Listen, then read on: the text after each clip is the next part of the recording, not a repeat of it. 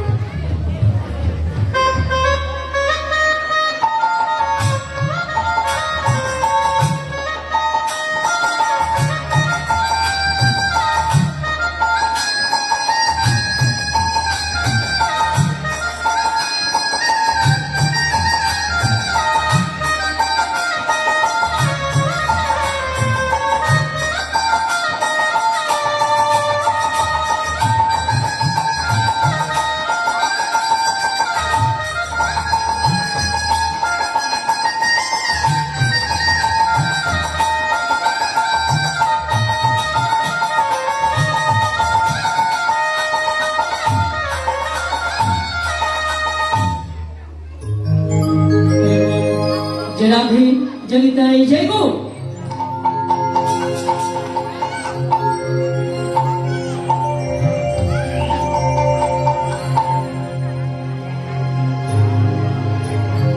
একদিন আমার বাড়ি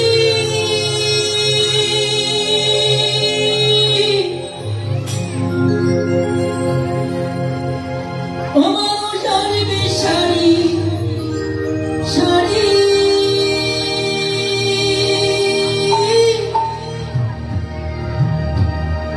সেদিন আমি রব ঘুমায়ে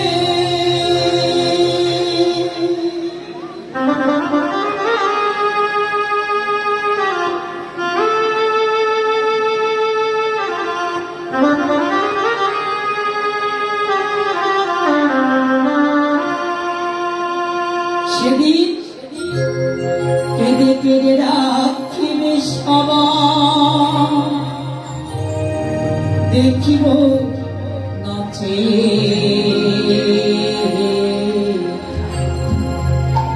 কেঁদে কেঁদে রাখিবে সবাই দেখিব নাচে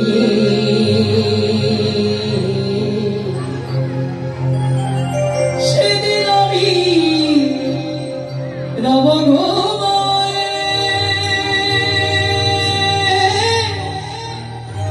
সেদিন আমি রব ঘুমায়ে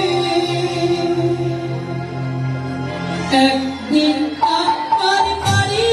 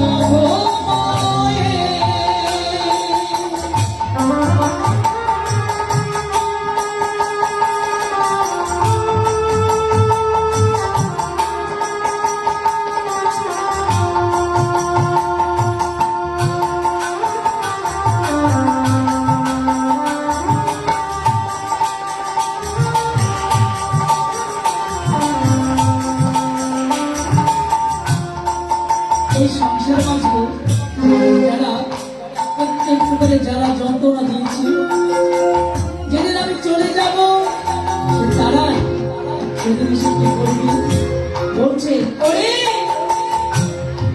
বেঁচে থাকতে যারা আমার দিয়েছে যারা, তারাও সেদিন আনবে হাতে ভুলিনি পালা। হরি বল, হরি বল, হরি বল, হরি বল।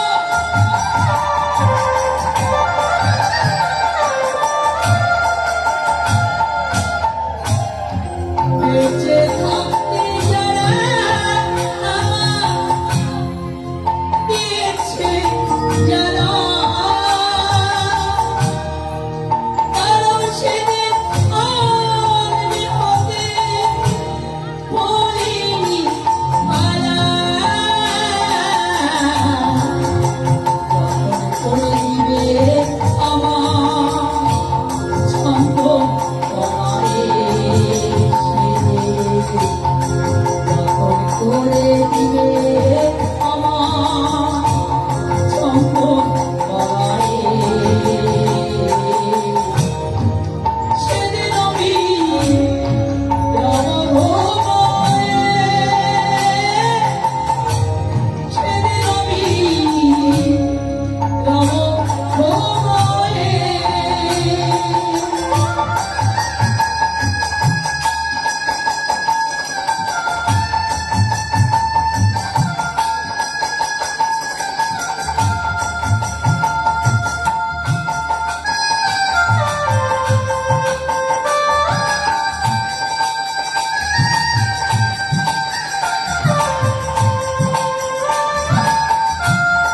তাই যারা আপনার প্রিয় শত্রু ছিলেন, যেদিন আপনি চলে যাবেন সেদিন তারাও এসে কি করবে বলছে, ওরে যাদের সাথে ছিল আমার যতই গন্ডগোল,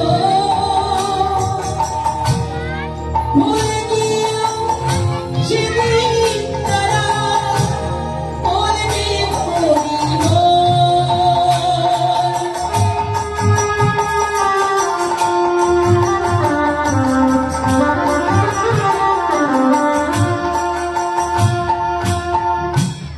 যাদের সাথে ছিল আমার যতই গন্ডগোল,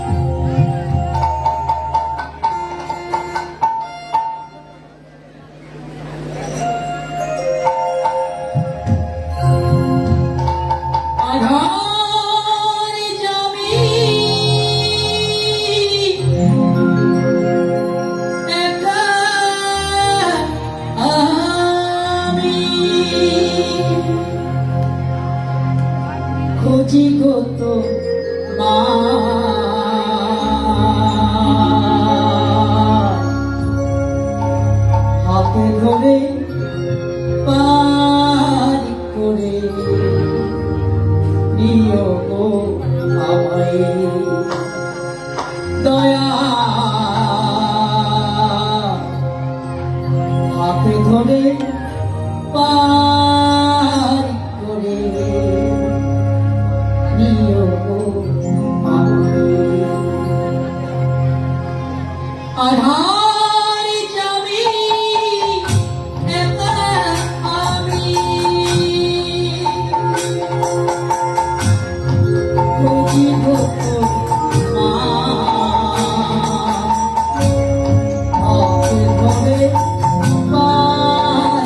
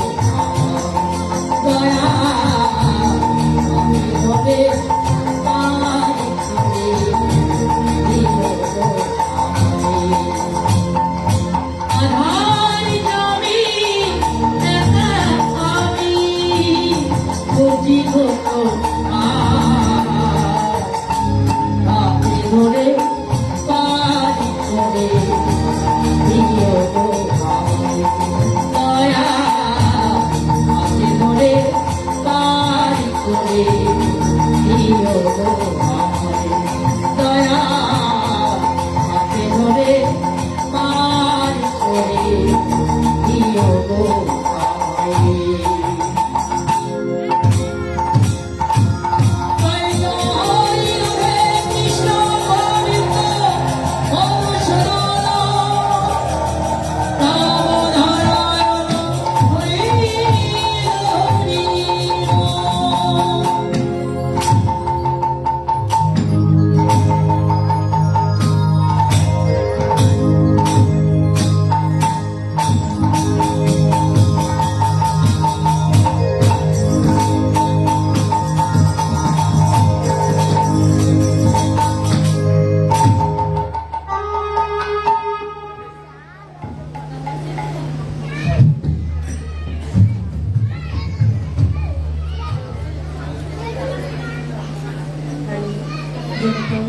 जय गौ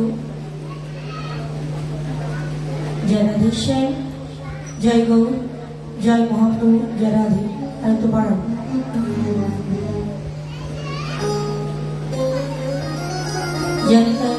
जनिताई जय गौ जय राधेश्याम हरिवाल निताई हरिवाल जय गौ जय राधे तुझे कौन करो हेलो हेलो जय राधेश्याम जय महाप्रभु जय गौर जय राधे हरिवाल जय निताई जय राधे जय गौर हरे कृष्ण निताई गौर हरिवाल जय महाप्रभु अरे तो चिकन करे जय निताई जय गौर जय राधेश्याम हरिवाल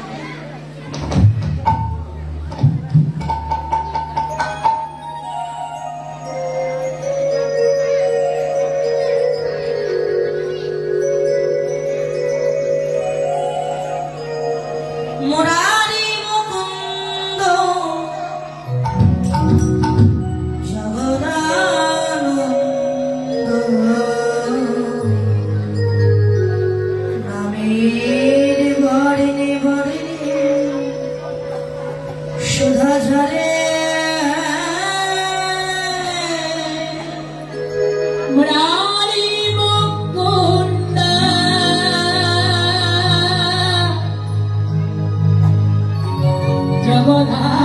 জগদানন্দ নামের বর্ণে বর্ণ সুধা ঝরে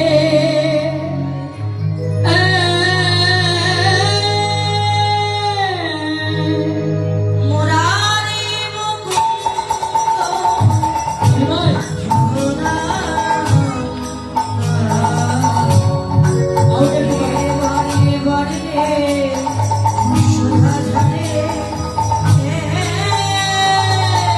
মুরারি মুকুন্দ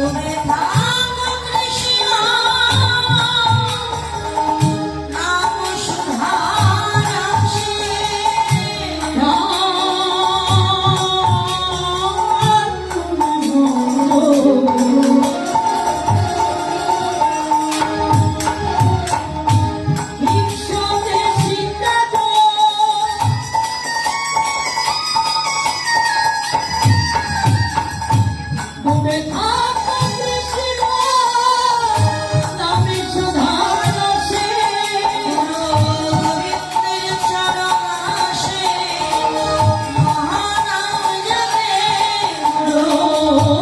গোবিন্দ চরণ আসে মহানামে যাবে গোবিন্দের চরণ আসে মহানাম জপে গোবিন্দ চরণ আসে এই মহানামে যাবে আগে বড় ব্রজে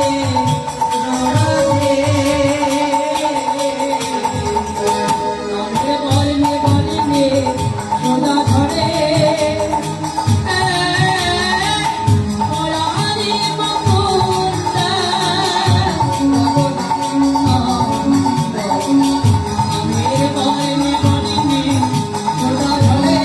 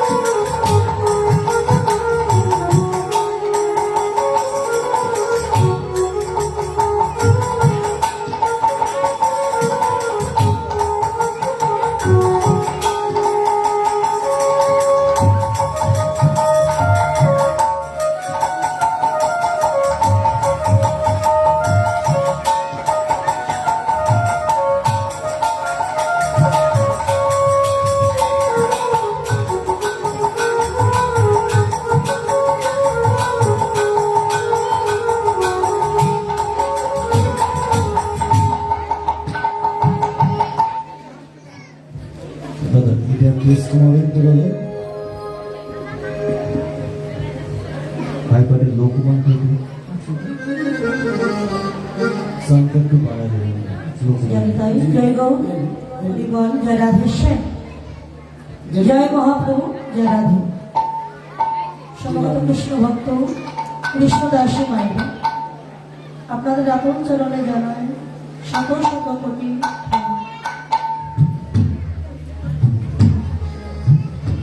আপনারা পরম সাধুগুরু বৈষ্ণব ভক্তিমতী মায়েরা সকলে এসেছেন বহু দূর দূরান্ত থেকে ভগবান শ্রীকৃষ্ণ এই লীলা রস আস্বাদন করবার নেবে।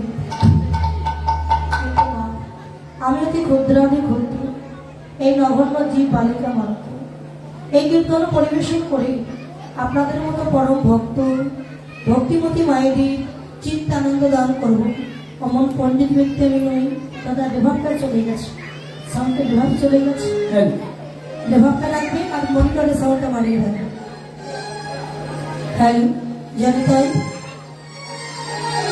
বিভাগটা দেব। হ্যালো হরে কৃষ্ণ জয় রাধেশ্যাম হরিবল হরিবল জানি তাই। ঠিক আছে মনিটর একটু বাড়ান, মনিটর জয় রাধে জানি তাই হরিবল রাধেশ্যাম। তো সাধুগুরু বৈষ্ণবের যদি কৃপা হয় তাহলে নাকি গৌর গোবিন্দের কৃপা হয়ে যায়। আপনারা পরম বৈষ্ণব ভক্তিমতী মায়েরা সকলে এসেছে, সকলে কৃপা করে কিঞ্চিত কৃপা আমার উপরে বর্ষণ করবে যেন সে অনাদি রাধে গৌর গোবিন্দের গুণকীর্তন পরিবেশন করে আপনাদের চিত্তে আনন্দ দান করিতে পারে। তো কৃতজ্ঞ বিষয় যে পালাটি পরিবেশন হবে। তো দ্বিতীয় দিন শ্রীমতী রাধারানী মান ভঞ্জন অর্থাৎ রায়দানি মান করে বসে আছেন, মানে মিলন হবে রাধা গোবিন্দ। ওমা স্বামী স্ত্রীর মধ্যে মান অভিমান হয় না? মান তাই তো যতই আমরা সংসারে অশান্তি করি না কেন, যতই কিছু হয় না কেন, মান অভিমান থাকবেই, থাকবে তো মা থাকবে। আচ্ছা তারপরে সংসারে অশান্তি হয় একটু হাত তুলুন দেখি। কারো সংসারে কারো সংসার অশান্তি নেই? আরো হয় না, আরো হয় না বলে আপনি আচ্ছা আমরা যতই মুখে বলি না কেন প্রত্যেক সংসারে কিন্তু অশান্তি আছে, কম আর বেশি, এটা সবার সংসারে আছে। তাহলে রাধা হচ্ছে ভক্ত আর কৃষ্ণ হলো ভগবান। তাহলে আজকে ভক্ত ভগবানের মধ্যে মান অভিমান হলো, ঝগড়া হলো। কেন মান অভিমান হলো? সংসারের জীবনে স্বামীর কাছ থেকে স্ত্রী যখন কোনো কিছু দাবি করে সেটা যখন না পায় তখন কিন্তু মান অভিমান হয় যে আমাকে একটা দামি শাড়ি কিনে দিতে হবে, কিন্তু স্বামীর ক্ষমতা নেই একটা দামি শাড়ি দেওয়া, এত মান অভিমান করে বসে আছে স্ত্রী। সবাইকে দিচ্ছে, সবাই স্বামী সব স্ত্রীকে দিচ্ছে, তুমি আমাকে কেন দেবে? মান হয়ে গেল। কিন্তু রায় ধরে খালি এই জাগতিক জগতের স্ত্রীর মতো নয় যে দামি উপহার দিল না বলে কৃষ্ণের সাথে মান করেছে। মান হলো কেন আর মান ভাঙলো কিসে? আমরা এই পালাটির মধ্যে আস্বাদন করবো। আগে গৌরচন্দ্রিকা আস্বাদন করবো, তারপরে আমরা বৃন্দাবন লীলা আস্বাদন করবো। তো যেহেতু 12টার মধ্যে শেষ হবে, তাই তো 12টার মধ্যে শেষ হবে, আপনার ধৈর্য সহকারে বসবে। আমরা কীর্তন পরিবেশন করবো শ্রীমতী রাধারানী মান ভঞ্জন। দূর দূরান্ত থেকে এসেছেন আপনারা, ওদিকে রাত করলেও ভক্তদের গৃহে যেতে সমস্যা হয়, এই জন্য 12টার মধ্যে শেষ হয়। হরি বল।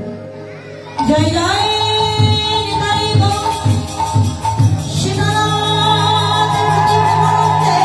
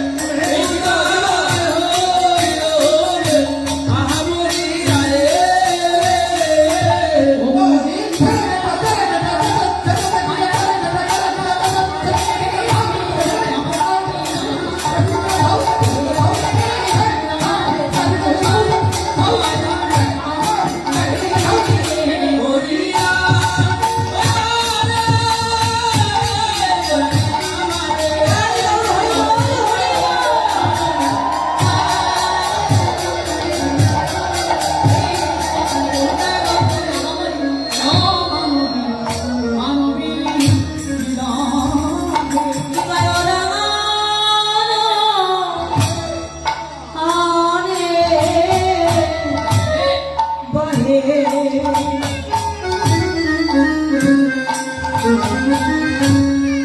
তাপসহী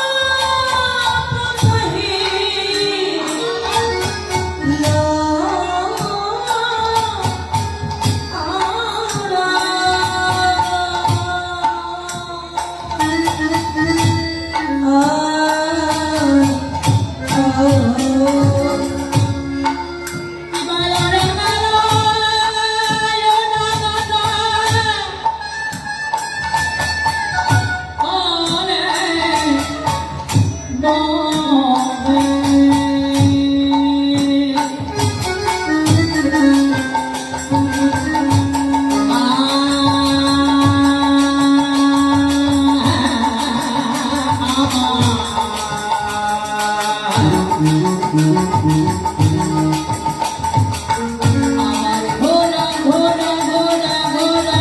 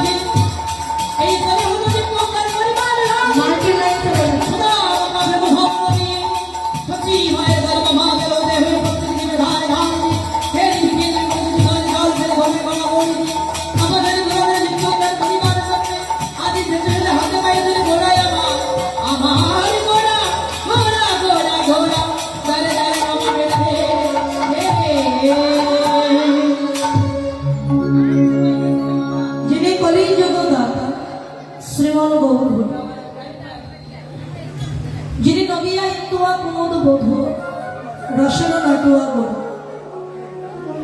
ভক্তের ভগবান গৌরাঙ্গ সুন্দর। আজকে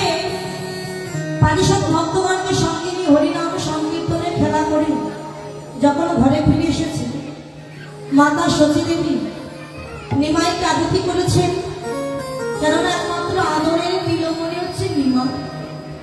সতী মাতা একে একে 8টি কন্যা সন্তান মারা গিয়েছিল। এরপরে বিশ্বরূপ নামে একটা পুত্র এসেছিল, সেও সতী মাতাকে কাঁদিয়ে চলে গিয়েছিল সন্ন্যাসী। এরপরে নিমাই রূপে একটি পুত্র এলো, স্বয়ং ভগবান যিনি নিমাই রূপে এসেছে, যার 8টি কন্যা মারা গেছে, একটা পুত্র ছেড়ে চলে গেছে। সেই মা, তার মতো অভাগিনী আর কেউ আছে না জগতে? তাহলে একমাত্র প্রাণের নীলমণি হচ্ছে নিমা, যাকে মা খুব ভালোবাসে, যে নিমাই বিনা মা আর কিচ্ছু জানে না। এখন নিমাই ঘরে ফিরে এসেছে, নিমাইকে আরতি করে সেবা দিয়েছে। নিমাই সেবা করে স্বয়ং মন্দিরে গেছে। আর নিমাই চান যখনই স্বয়ং মন্দিরে গেছে, সতী মাতা গৃহের এক কোণে বসে বসে কাঁদছে। নিমাই গৃহীত ভক্তের ভগবান, ভগবান বুঝতে পেরেছে যে মা কাঁদছে। আস্তে আস্তে মায়ের কাছে গিয়ে বলে, মা, ও মা, তুমি অমন করে কাঁদছো কেন? সতী মাতা চোখের জল মুছে বলছে, কই নিমাই, আমি কি কাঁদছি না? মা গো, তোমার চোখে জল, তুমি হয়েছো দুর্বল, তুমি কেন কাঁদছো সেটাকে আমি জানি না। বলতো নিমাই, আমি কেন কাঁদছি? মা, আমি তোমাকে ছেড়ে সন্ন্যাসে চলে যাব, তাই জানতে পেরে তুমি কাঁদছো, তাই না? শোনো মা, তুমি যদি এখন থেকে অমন করে কাঁদো, আমি তোমার মস্তকে হস্তার্পণ করে প্রতিজ্ঞাবদ্ধ হলাম, মা, আমি তোমায় ছেড়ে কোনোদিন সন্ন্যাসে যাব না। সতী মাতা সঙ্গে সঙ্গে নিমাইয়ের বদনে চেপে ধরেছে, নিমা, অমন কথা বলিস না, তোকে তো সন্ন্যাসে যেতে হবে। নিমা, তুই যদি সন্ন্যাসে না যাস, এই কলির জীব তো কোনোদিন উদ্ধার হবে না। তুই যদি সন্ন্যাসে না যাস, কৃষ্ণ বলে কাদার সৌভাগ্য যে আমার হবে না। মা, আমি এখনো আছি, তাই তুমি কাঁদছো, আমি চলে গেলে তুমি আর কাঁদবে না। নিমাই, তোর মতো সন্তান হারিয়ে গেলে কোনো মা কি না কেঁদে থাকতে পারে? শোন বাবা, তুই কাঁদবি দেশে বিদেশে, আর আমি কাঁদবো ঘরে বসে। যে ভাবটা আবার চলে গেল, ভাবটা আবার উভয়ের কান্না একত্র হয়ে যেদিন বহাবে প্রেমের বন্যা, আমি সেদিন হব ধন্য। তুই কাঁদবি দেশ বিদেশে, আর আমি কাঁদবো ওই ঘরে বসে। দুইজনের কান্না যেদিন একত্র হবে, সেদিন প্রেমের বন্যা বয়ে যাবে। মা, তোমার কথা রাখবার জন্য আজকে প্রতিজ্ঞা করলাম, নিজ হাতে রন্ধন করে ডাকবে আমার নাম ধরে, আমি যতদূর যাই না কেন তোমার হাতের খাবার আমি খেয়ে নেব। এই নিমাই যখন সন্ন্যাসে চলে গিয়েছিলেন, মা, ও মা, সর্বহারা ভিখারিনী সতী মাতা পাগলিনীর মতো কাঁদছে। এমন সময় বৈষ্ণব কবি বললেন, মা গো, কাঁদালে কাঁদিতে হয়, এই কথাটা যে মিথ্যা। সতী মাতা স্তম্ভিত হলেন, কই, আমি তো জীবনে কাউকে কাঁদাই, তবে কেন কাঁদতে হচ্ছিল? মা, তুমি কাঁদিয়েছিলে, কিন্তু সে কথা তোমার মনে নয়। আমি তোমায় মনে করে দিচ্ছি, একবার মনে করে দেখো সেই ত্রেতা যুগের কথা। মা গো, ত্রেতা যুগে তুমি ছিলে মা,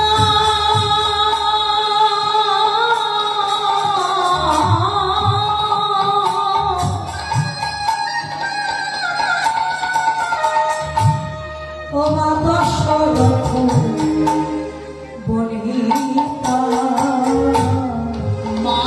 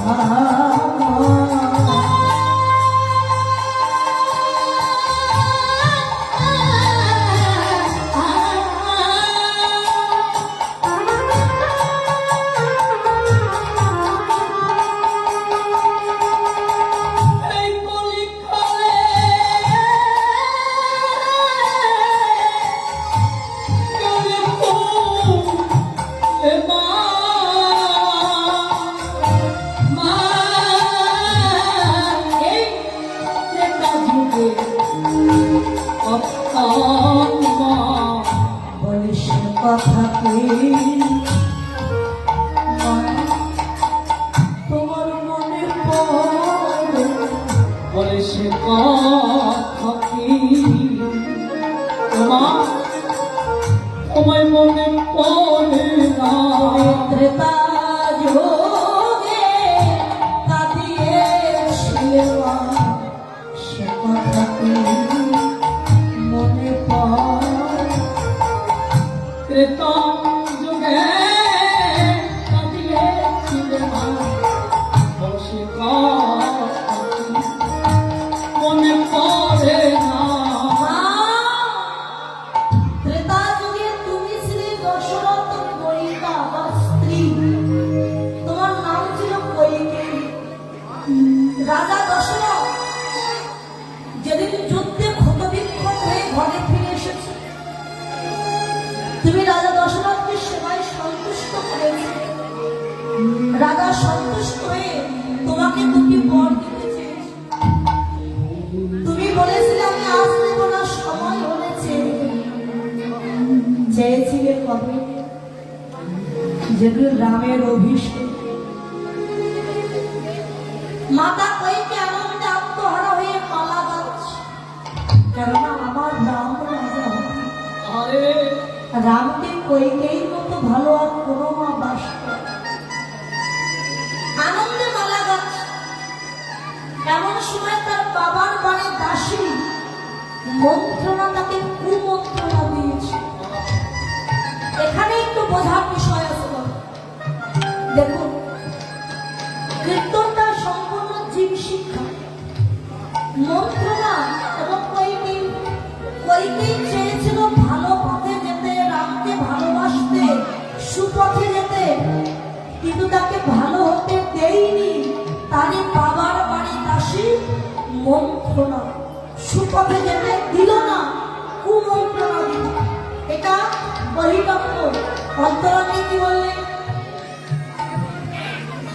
এই জগতের মাঝে দেখবেন বাবা, যদি কেউ সৎ পথে যেতে চায়, কেউ ভালো হতে চায়, যদি কেউ হঠাৎ করে কৃষ্ণ ভক্ত হয়, জপের মালা নেয়, তিলক ধারণ করে, আশেপাশে বাড়ির কিছু মন্ত্রণা আছে, ওই মন্ত্রণাই কি তাকে কুমন্ত্রণা দেয়। হে দিদি, খুব যে মালা জপ করছিস রে, খুব যে ভক্ত হয়েছিলি রে, ঠাট্টা করে না বলবো। এরা হচ্ছে মন্ত্রণা। এরা কখনো মানুষকে সৎ বুদ্ধি দেবে না, সৎ পথে যেতেও দেবে না। তো এই জগতে সতের শত্রু বেশি আর অসতের মিত্র বেশি। যারা খারাপ তাদের বন্ধু বেশি, আর যারা ভালো তাদের শত্রু বেশি।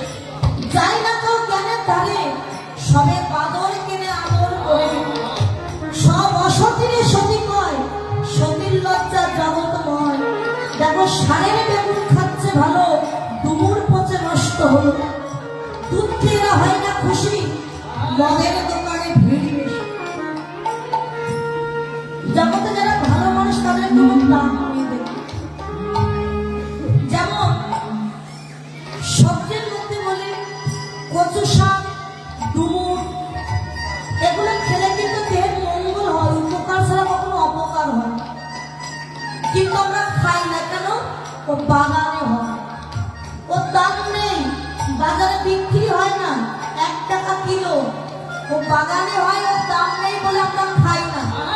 কিন্তু যে শীতকাল আসলে ডুমুর, ওই যে ফুলকপি, বাঁধাকপি যেগুলো ওঠে, যা অন্তত 70 থেকে 80 টাকা কিলো হয়, যা খেলে গ্যাস্ট্রিক হয়, শরীরের সমস্যা হয়, তা আমরা 80 টাকা কিলো কিনে খাচ্ছি কেন? ওর দাম বেশি। ওটা অমঙ্গল করছে, ওর দাম বেশি, আমরা কিনে খাচ্ছি, কিন্তু যে মঙ্গল করছে তার কোনো দাম নেই আমাদের সমাজে।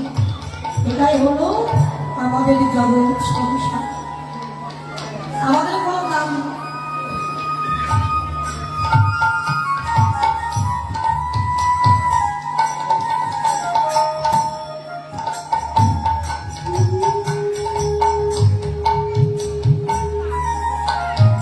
যখন মন্ত্রণা কুমন্ত্রণা দিল, হ্যাঁ রে বৈকি, মালা গাচ্ছিস কেন?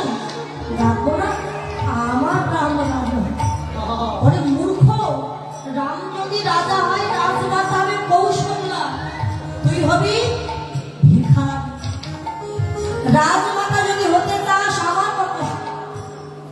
রাজা দশরথের কাছে গিয়ে বল, মহারাজ আমার যে বর দুইটি প্রাপ্য আছে, বর দুইটা আমায় দিয়ে দিন। প্রথমবার চাইবি আমার পুত্র ভরত হবে অযোধ্যার রাজা, আর দ্বিতীয়বার রামকে 14 বৎসরের জন্য বনবাস।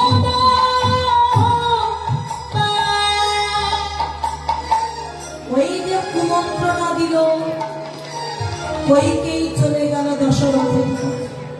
মহারাজ কইকে বড় কিছু আমার বর দুইকে আমি নিতে এসেছি। বেশ তো, বলো কি চাও তুমি? আমি খুব আনন্দিত, আমার রাম তো রাজা হবে। এই আনন্দে তুমি যে বরই চাইবে আমি সেই বলি তোমাকে। বলো কি? ঋষভ অঙ্গীকার করো, তার অঙ্গীকার করলাম। বলো কিছু। আমার প্রথম বর, আমার পুত্র ভরত হবে অযোধ্যার রাজা, আর দ্বিতীয় বর রামকে 14 বৎসরের জন্য। আর মুখে বলতে পারে, পরবর্তী যে কথা আর বলতে পারছি। কেন পারছে না? কইকের আত্মা বাদী হয়েছে। আত্মা কইকেইকে ডেকে বলে, কইকেই বলিস না ও কথা। ওরে কোটি জন্ম সাধনা করে যে চরণ পাওয়া যায়, আজকে তুই মা হয়ে তাকে পেয়েছিস। তোমার সরের জন্য বনবাসে যেতে হবে। আষাঢ় খেয়ে পড়লেন দশরথ কইকেয়ীর চলে। বলো আমার কথা বলো, তুমি অন্য যা চাইবে আমি দেব, কিন্তু আমার রামকে তুমি তাড়িয়ে দিও।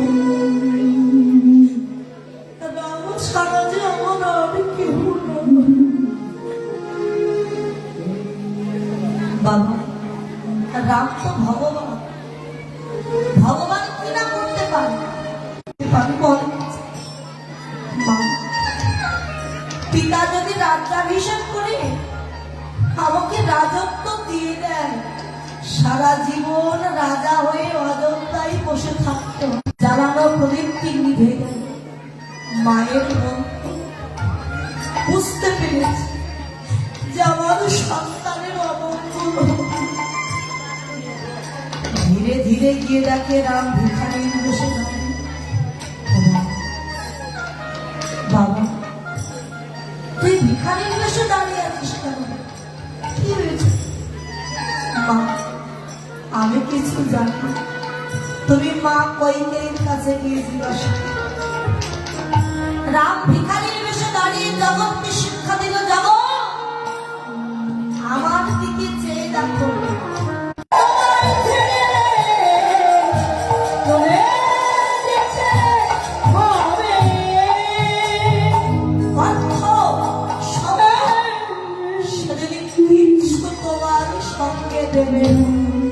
যাবে কি? 4 বন্ধু যখন কাঁধে নিয়ে যাবে, বলবে বলো হরি ভব নদীর পাড়ে গিয়ে যখন দাঁড়াবে, পাড়ের করি বলতে কিছুই থাকবে না। সেদিন পাড়ের করি কি হবে জানো? এই ভক্তের চরণ ধুলি হবে। ভব পারে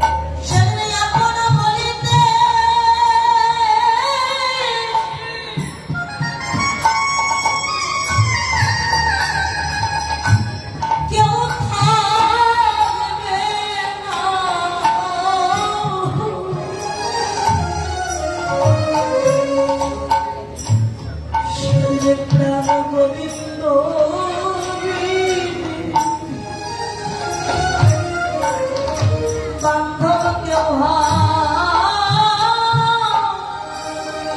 কেউ হবে না। সেদিন আমার বলিতে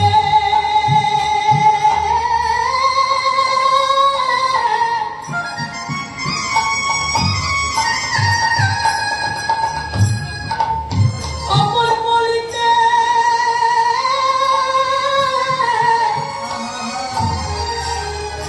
সেদিন কেউ থাকবে না।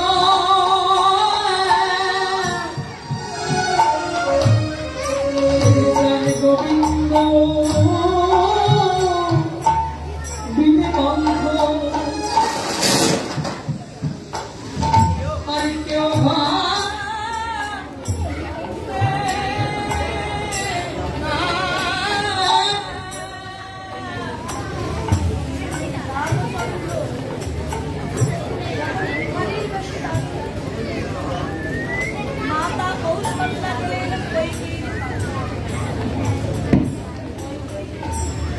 আরে গো, আমার রাম এখানে এসে দাঁড়িয়ে আছে কেন? দিদি, আমি বলছিস কি করেছিস তুই গো? আমার প্রথম বল, আমার পুত্র ভরত হবে অযোগ্য। আর দ্বিতীয় বল, রামকে 14 বৎসরের জন্য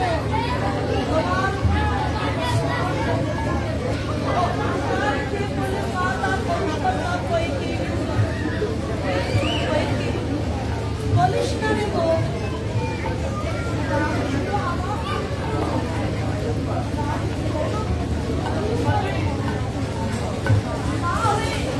আরেকটা মায়ের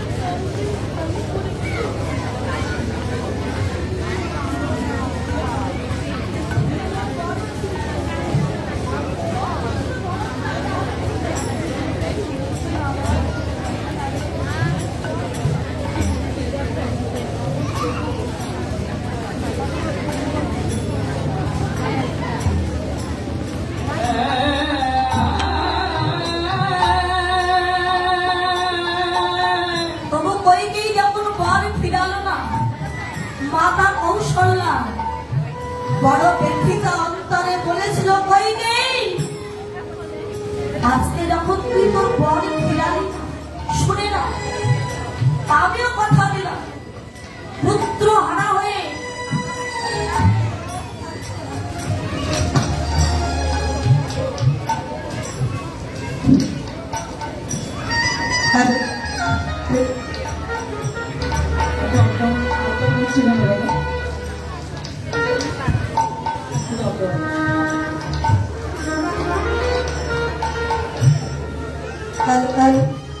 পুত্র হারা হয়ে আমায় তো এক জনম কাটতে হবে।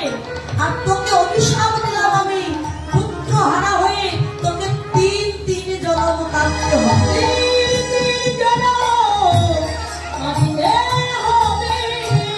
প্রথম জন্ম হবে তোর দেবকী নাম হয়ে। ওই বংশ কারাগারে একে একে 8টি পুত্র সন্তান হারায় তুই কেঁদে কেঁদে বলবি, আমি আর দেবকী।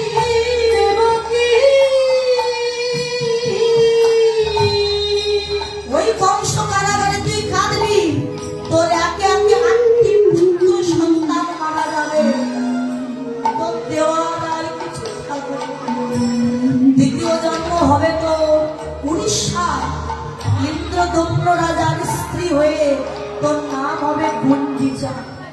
তোর একে একে 18টি পুত্র সন্তান হবে। একই রাত্রে 18টি পুত্র সন্তান মুখে রক্ত বমি উঠে মারা যাবে। 18টি পুত্র 20 ধামে হবে 18 নালা, সেদিনও যাবে না তোর পুত্র শোকের জন্ম। তৃতীয় জন্ম হবে তো জগন্নাথ মিশ্রের স্ত্রী হয়ে, তোর নাম হবে সচী দেবী।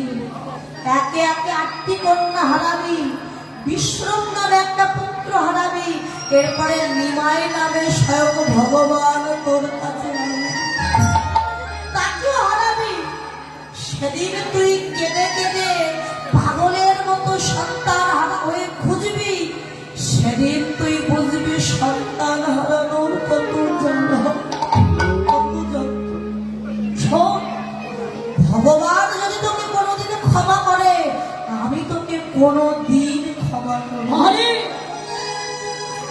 সেই নিমাই যখন চলে গেল, সচিমাতা কাঁদছে। একটা বৃক্ষের কণ্ঠ জড়িয়ে ধরে বলে, বৃক্ষ তুমি কি বলতে পারো, আমার নিমাই কোন পথ দিয়ে গেছে। একটা পশুর কণ্ঠ জড়িয়ে ধরে বলে, পশু তুমি কি জানো আমার নিমাই কোন পথ দিয়ে গেছে? ওরে নিমাই, আরে সন্ন্যাসীতে যাই ওরে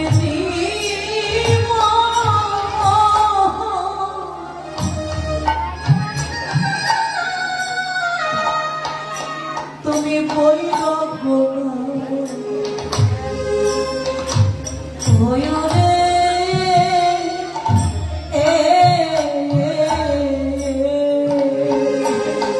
ওরে নিমা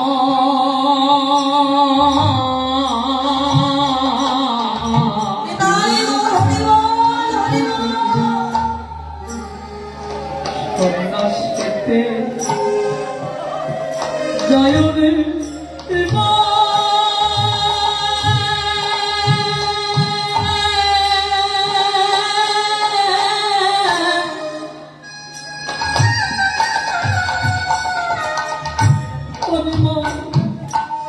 ওই রাখো না ওই ও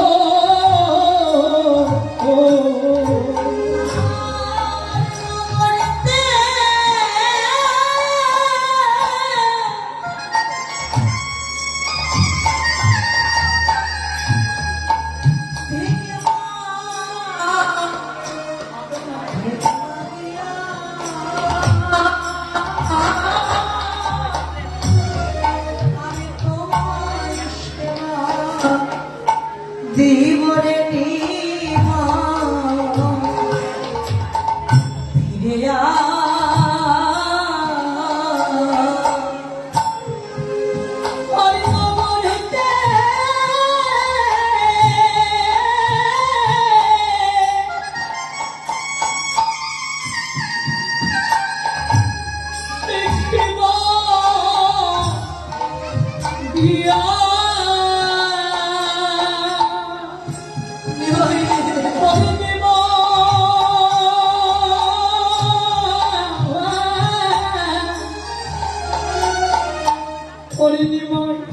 তোমার এবার একবার ফিরে আয় বাবা। দিব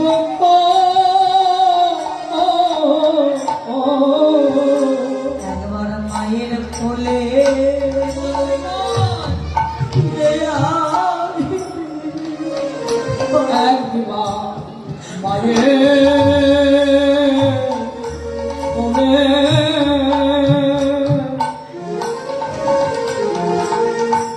ফিরে আইবার। তোর হতভাগিনী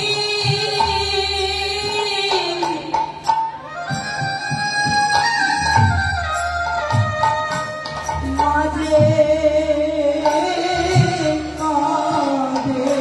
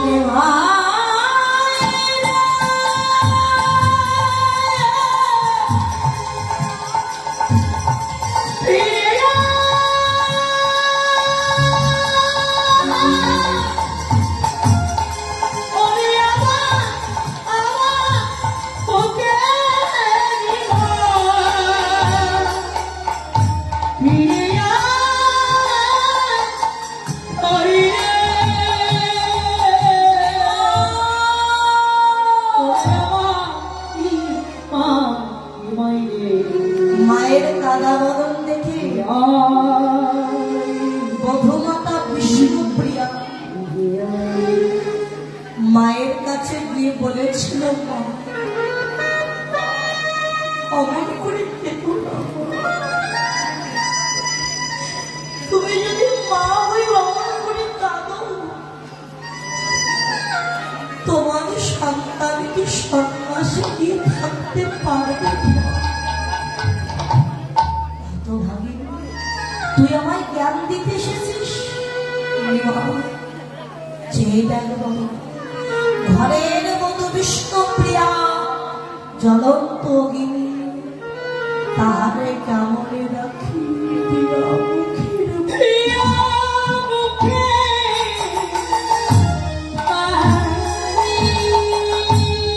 প্রভু যখন চলে গিয়েছিলেন, বিষ্ণুপ্রিয়ার বয়স ছিল 14 বৎসর, আর নিমাইয়ের বয়স ছিল 24 বৎসর।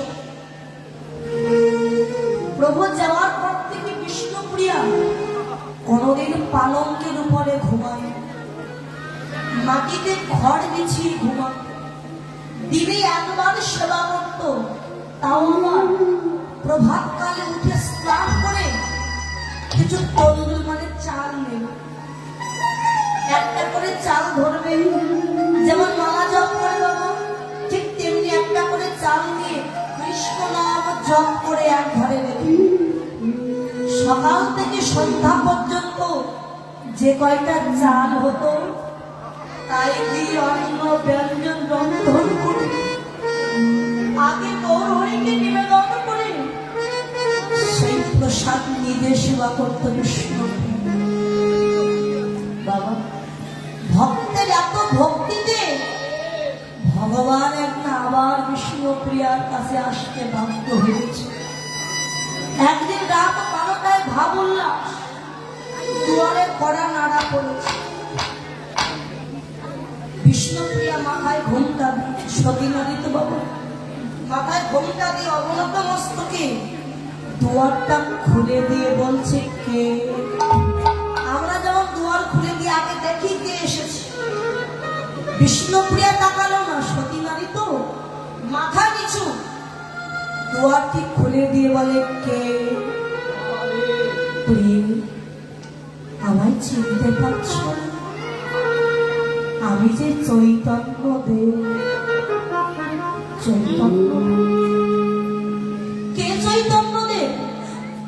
আমি তো চৈতন্য দেবকে চিনি না, আমি যে শুধু আমার গৌরহরিকে চিনি।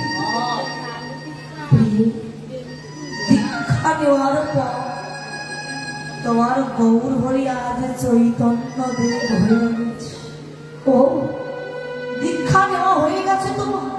হয়ে গেছে দীক্ষা নেওয়া? তবে কেন এসেছো আমার কাছে? প্রিয়, অনুমতি নিতে এসেছি। অনুমতি দেব না তোমার? কেন দেব তুমি বলতে পারো? আমি যদি আমার গৌরহরিকে না পাই, তুমি তোমার কৃষ্ণকে পাবে কেমন করে বলো দয়া? তুমি তোমার কৃষ্ণকে পাবে কেমন করে? কে বলেছে তুমি আমায় পাও? আমি শয়নে স্বপনে তোমার কোলের উপরে এতদিন পরে মাথায় ঘোমটা দিয়ে আছো কেন? ঘোমটাটা ওঠাও, আমি তোমার বদনটা একবার দেখি। ঘোমটার আড়াল থেকে বিষ্ণুপ্রিয়া মাথা নাড়া দিচ্ছে। এই বদন আমি দেখা? ও, বুঝেছি, আমি তোমায় না বলে চলে গিয়েছিলাম, তাই তোমার বদন দেখাবে না?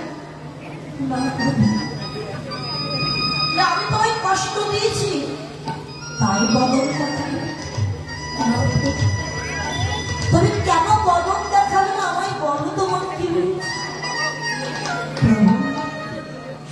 মন যে চায় তোমায় আমি দু চোখ ভরে একবার দেখি, কিন্তু দেখতে চাইলেও দেখতে পারবো না। কেন জানো? বৈষ্ণবের বদনে শ্রবণ করেছি, সন্ন্যাস মন্ত্র নেওয়ার পর কোন সন্ন্যাসী যদি তার স্ত্রীর বদন দর্শন করে তার নাকি আর সন্ন্যাস ধর্ম থাকে না। এই অভাগিনীর বদন দেখলে যদি তোমার সন্ন্যাস ধর্ম চলে যায়, এই অভাগিনীর বদন আমি কোনদিন তোমায় দেখাবো না। প্রভু, আমি তোমায় অভাগিনী বদন দেখাবো না।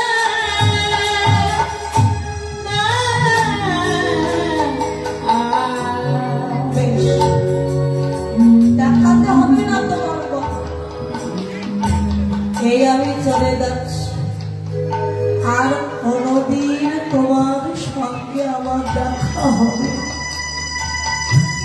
এটাই শেষ দেখা। যাওয়ার আগে কিছু চেয়ে না, আমি তোমায় দিয়ে যাব। তোমায় দুঃখ কষ্ট ছাড়া তো আমি জীবনে কিছুই দিতে পারি না।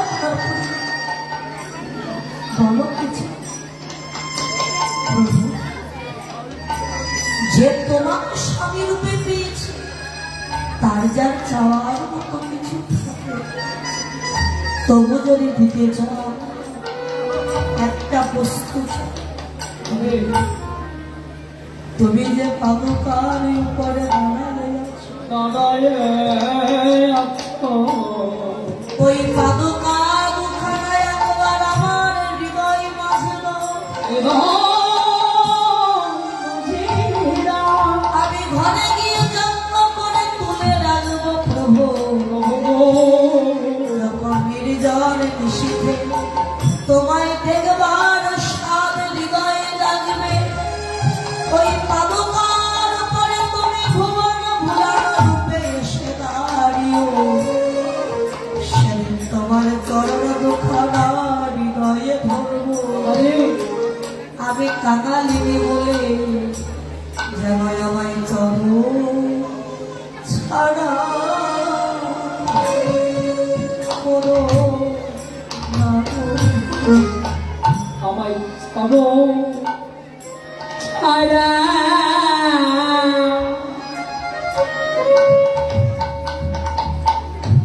আমায় করো না।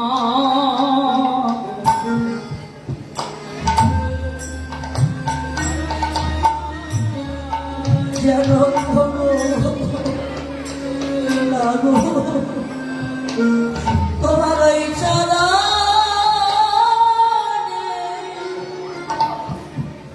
আমার এই মিনতি, যেন চরণ ছাড়া করো না গো। আমার ওই চরণে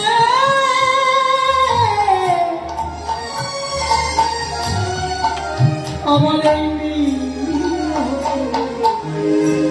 যেন করো ছায়া,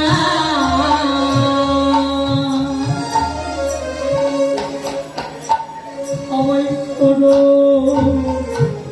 না। আমি কত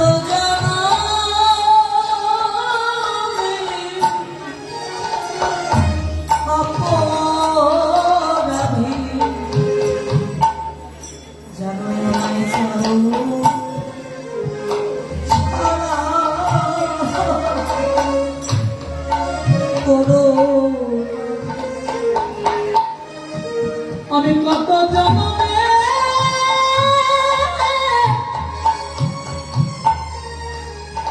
অপরাধী, আরো আরে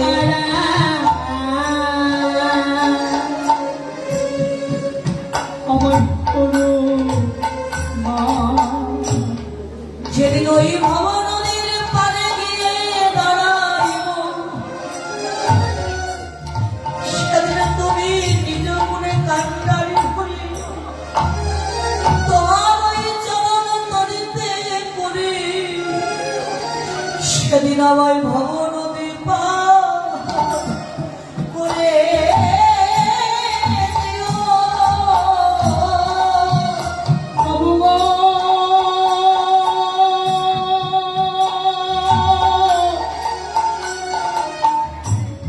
সেদিন আমার খবর নদী পার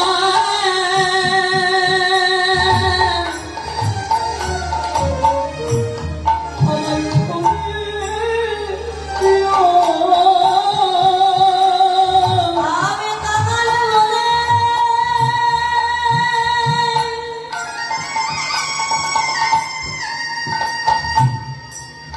কাঙাল বলে আমার দিও না ফেলে, যেন ওই চরণে মতি থাকে। আমি কাঙাল বলে দিও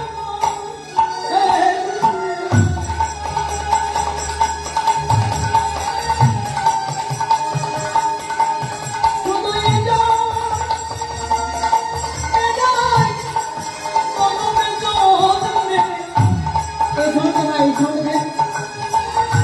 বন্ধ, পারদেশটা বন্ধ। সদয়ে জন্মে নাই, জন্মে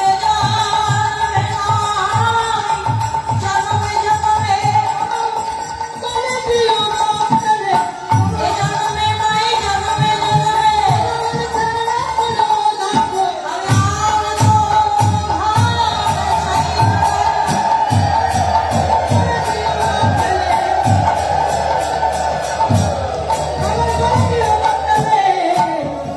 আমি কার করি আমার প্রিয় নাম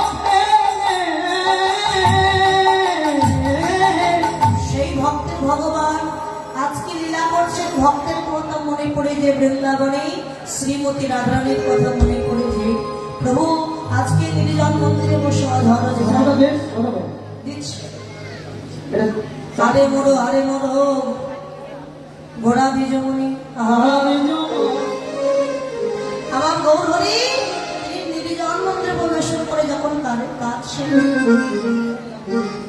আরে মোড়ো গৌরঙ্গ চা গৌরাঙ্গ চা অখিল জীবের মন লটা আহাদ ফাল প্রেম জালে গো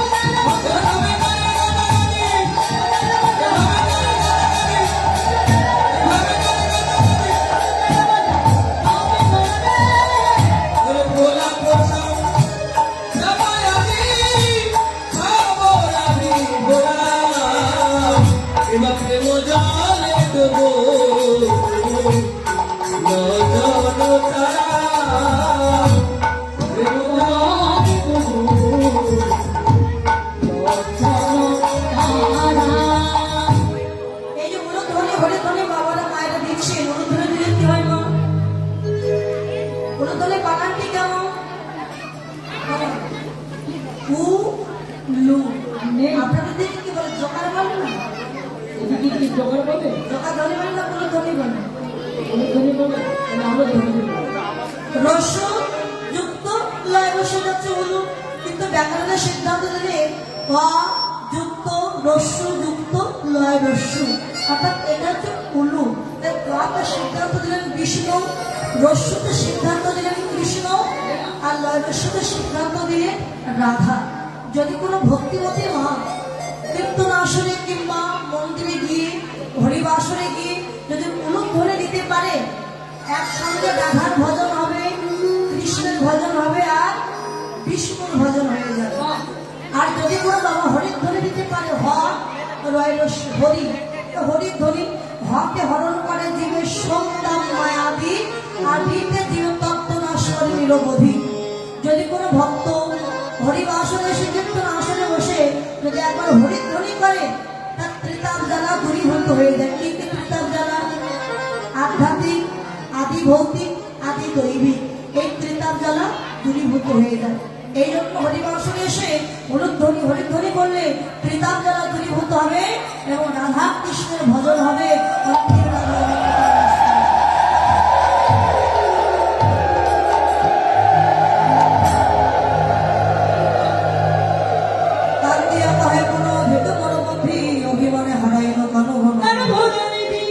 রাধা প্রেমে বিভোর হয়ে গৌর হরি ভাবছেন আমি হলাম বৃন্দাবনের রাধা।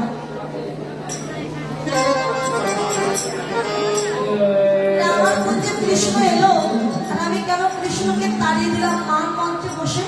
গৌর হরি ভাবছে আমি রাধা, আর আমার মধ্যে কৃষ্ণ, কিন্তু নিজে যে গৌরের কথা ভুলে গেছে।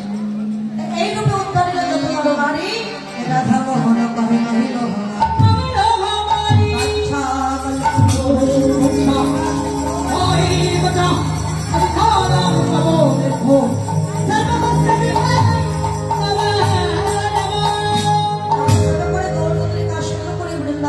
প্রবেশ করবে, হঠাৎ পালায় প্রবেশ করবো, রাধারানী জয় ধরে দিয়ে একসাথে বৃন্দাবনে সবাই মিলে একটু আত্মসমর্পণ করতে হবে রাধারানী।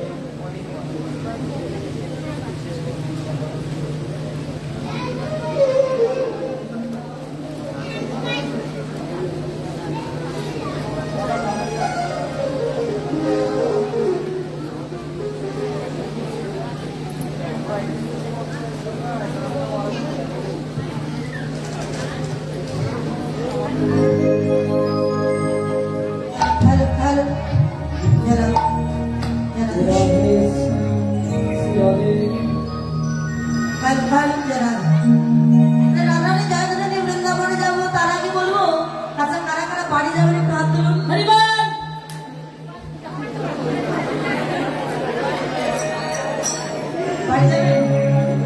আমরা কোথায় যাবো?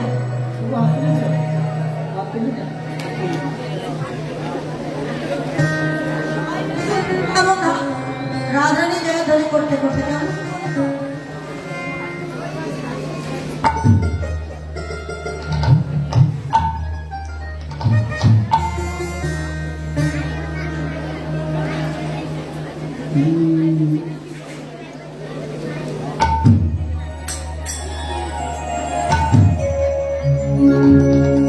সবাই মিলে জয় করে বলতে দিদি সবাই। হ্যাঁ, রাধা রাধা রাধা